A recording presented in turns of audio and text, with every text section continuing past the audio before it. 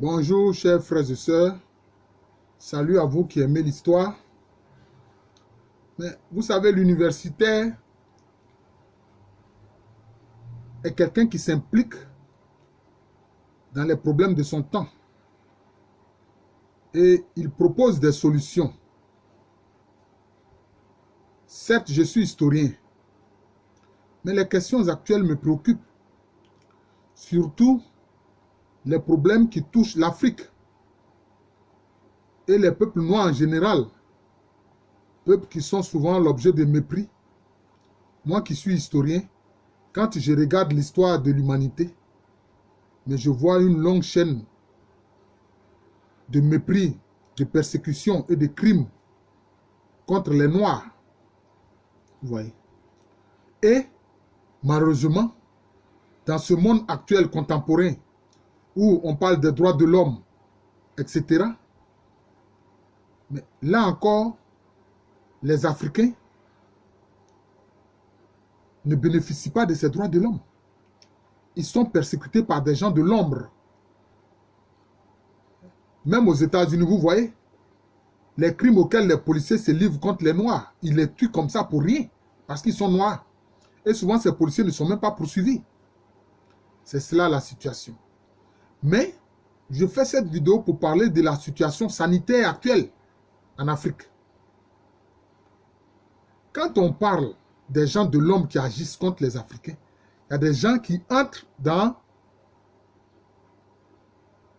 je peux dire, dans les mensonges de ceux qui parlent de la théorie du complot.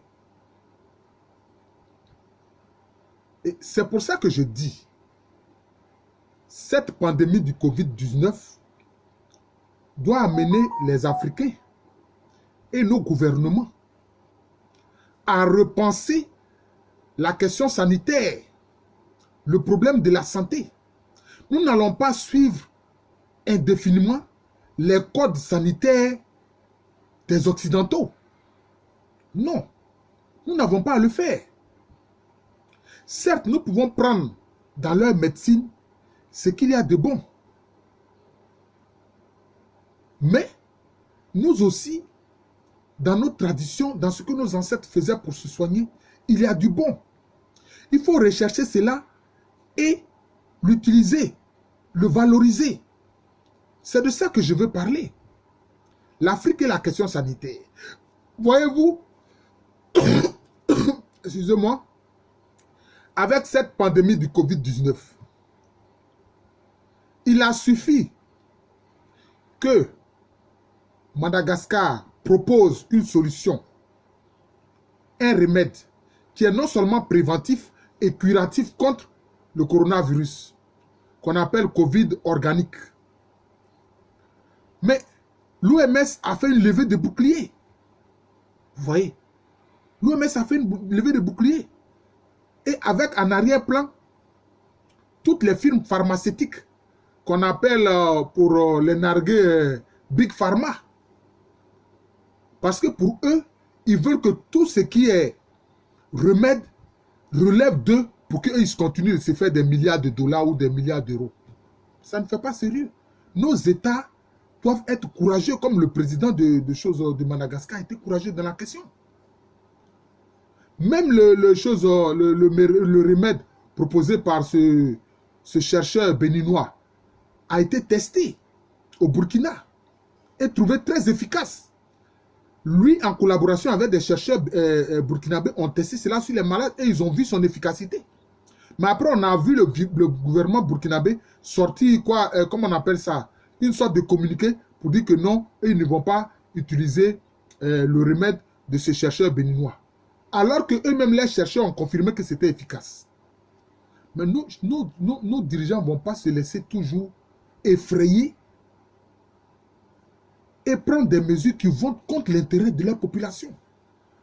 Parce que vous avez peur que votre gouvernement soit comment on appelle ça, troublé, menacé. Donc vous allez laisser le coronavirus tuer vos populations. D'ailleurs, déjà, vous êtes sous menace parce que le terrorisme s'est vu au Burkina. Cela permet de voir combien nos chefs d'État vraiment font pitié. Or, devant la population, ils veulent se montrer comme des géants tout puissants. C'est malheureux. Vous voyez, l'Afrique doit mettre en place des protocoles sanitaires qui lui sont propres. Et regardez, les Chinois, ils utilisent leur médecine léguée par leurs ancêtres. Et ils savent que l'artémisia soigne le paludisme depuis longtemps, ainsi que la malaria. Mais ici, en Afrique, des populations aussi utilisaient l'artémisia pour se soigner. Parce que l'artémisia a différentes variétés. Il y a la variété chinoise, mais il y a la variété qu'on trouve en Afrique. C'est pour cela que j'ai ri un peu quand j'ai vu un jeune collègue qui parlait qui critiquait ces remèdes apportés par les Africains. Et il croit que l'artémisia vient seulement de Chine. Non. Il y a la variété africaine de l'artémisia. Il y a la variété africaine de l'artémisia et il y a la variété chinoise. Même les Chinois, ils en font sous forme de lotion que moi-même j'en ai. J'ai un de mes étudiants qui est allé en Chine, il m'en a apporté. Et moi-même, j'ai testé l'artémisia, c'est très efficace contre le paludisme. Et pourtant, qu'est-ce qui se passe? L'OMS rejette cela.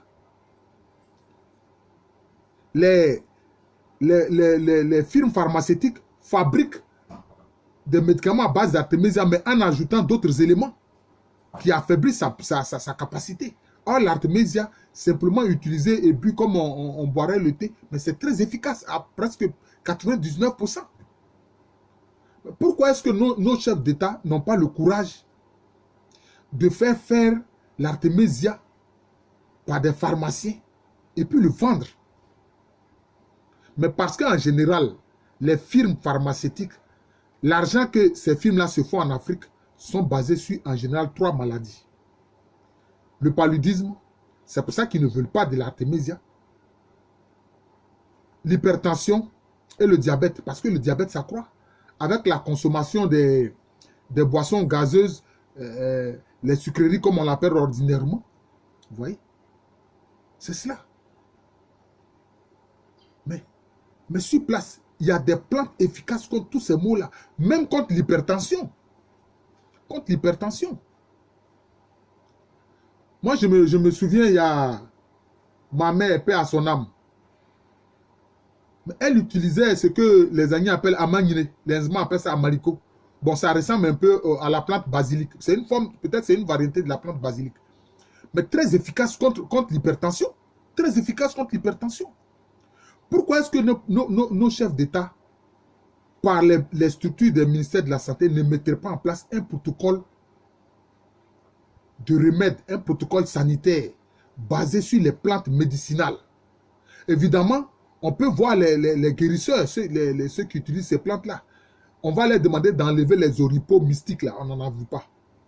Mais s'ils ont une plante, qu'ils disent que ça soigne telle maladie, et que c'est testé par nos scientifiques, et que cela est avéré vrai, on lui versera un droit d'auteur qui pourra même transmettre pendant un certain nombre d'années à ses ayants droit. Et puis utiliser cela pour nous soigner. Mais nous n'allons pas nous soumettre toujours aux Européens, aux Occidentaux. Non, il faut que ça s'arrête. Et cette pandémie du Covid-19 a montré non seulement les idées perverses de l'OMS et avec en arrière-plan les firmes pharmaceutiques, mais aussi la soumission morbide de nos chefs d'État africains et de nos gouvernements africains. Non. Il faut que nous mettions en place un protocole sanitaire en Afrique. Il faut que nous utilisions, nous allons utiliser, nous ne rejetons pas ce qu'il y a de bon dans la médecine des Occidentaux. Hein? La chirurgie est très efficace. Mais pour les remèdes, nous pouvons avoir recours aux plantes. Faire une sélection, une typologie de toutes les plantes avec les maladies que cela soigne. Et conditionner ces plantes-là et les vendre dans les hôpitaux, nous les utiliser dans les pharmacies de nos hôpitaux et permettre que ce soit vendu dans nos pharmacies. Il faut que nos chefs d'État aient ce courage-là. Il faut qu'on mette en place ce protocole.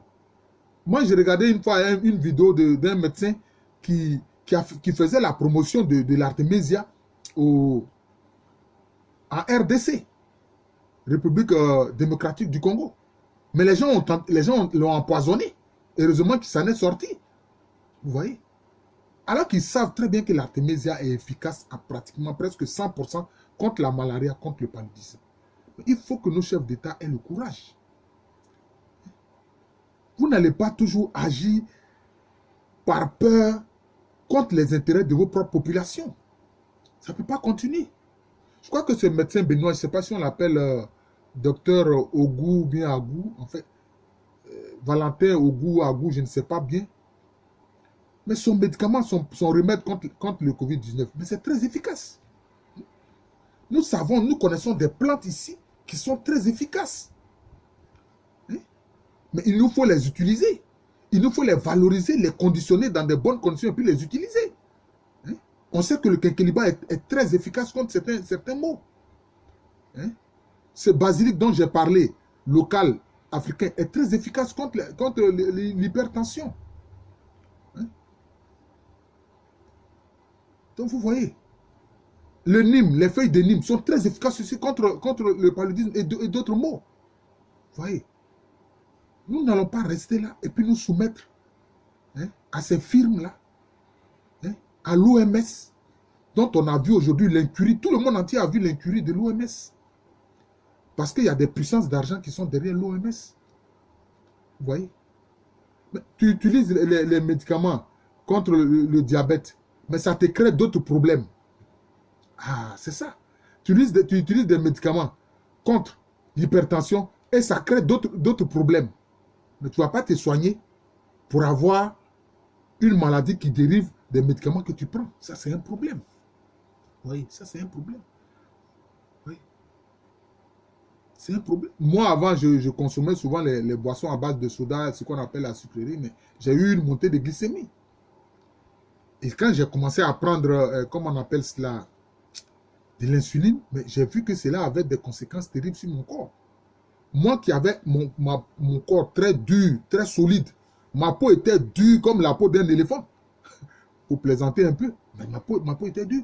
Mais en prenant l'insuline, je me suis rendu compte que ma peau devenait flasque. J'ai dû arrêter. Ah non, non. J'ai dû arrêter. Je n'ai plus écouté mon diabétologue. J'ai dû arrêter. J'ai arrêté. De quelque façon que ce soit. Et maintenant, je ne prends plus de boissons à base de soda. Quand j'ai besoin de sucre, c'est à travers des fruits. Tout naturel. À travers les fruits. Voilà. C'est simplement à travers des fruits que je prends aujourd'hui le sucre.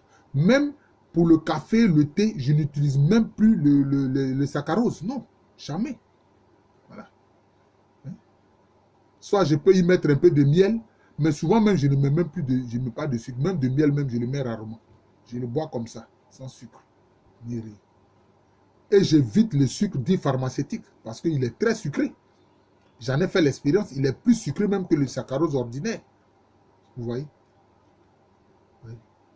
Il faut revenir au naturel. C'est pour ça que les gens parlent de bio, de nourriture bio, de plantes bio, etc. D'une vie qui est liée à la nature. Mais nous, les Européens parlent de bio, mais qui vivait bio? Nos ancêtres africains vivaient bio. Parce que tout ce qu'ils prenaient, c'était naturel.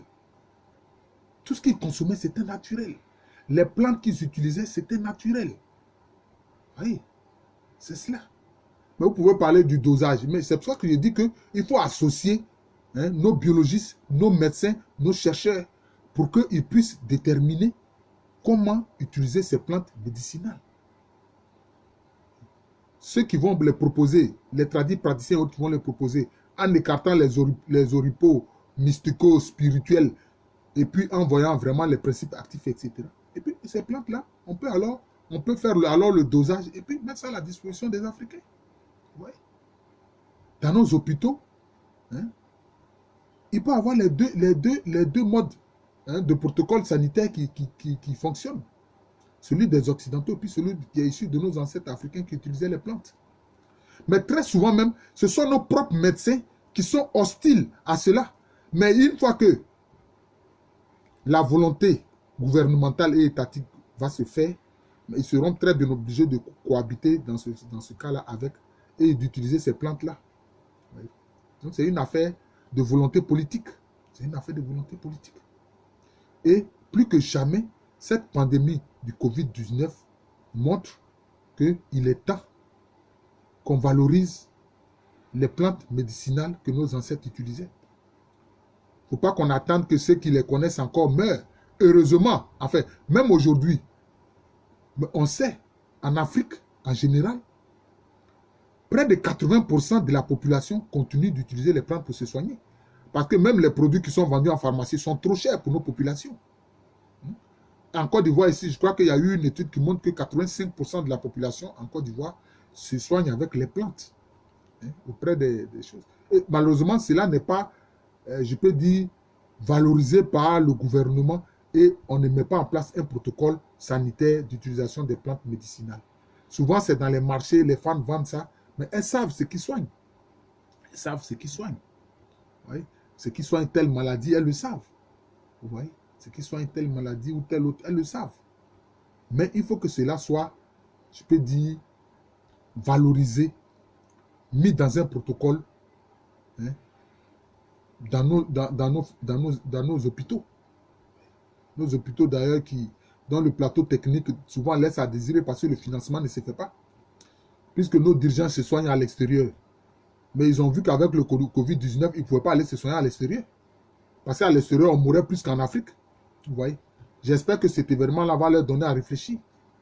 Et qu'ils doivent chercher à améliorer le plateau technique de nos hôpitaux, hein, de nos centres sanitaires, et puis pouvoir se soigner ici. Vous voyez?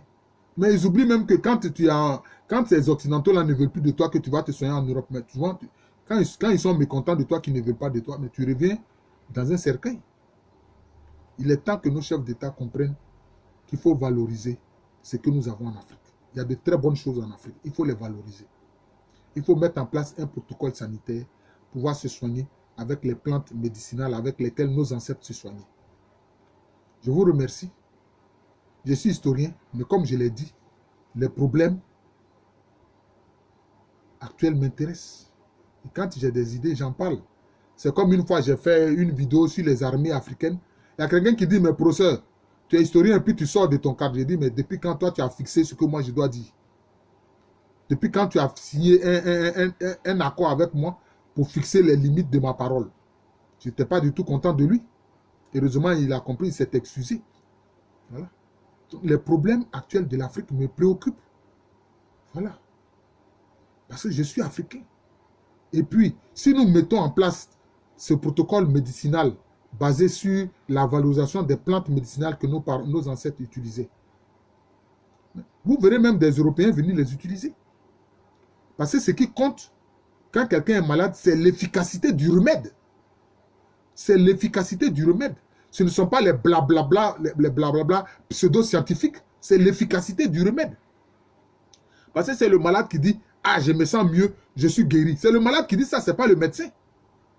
Le médecin, lui, il soigne, mais ce n'est pas lui qui atteste de la guérison, c'est le malade qui dit, c'est bon, je me sens bien, je n'ai plus mal. Donc c'est ça.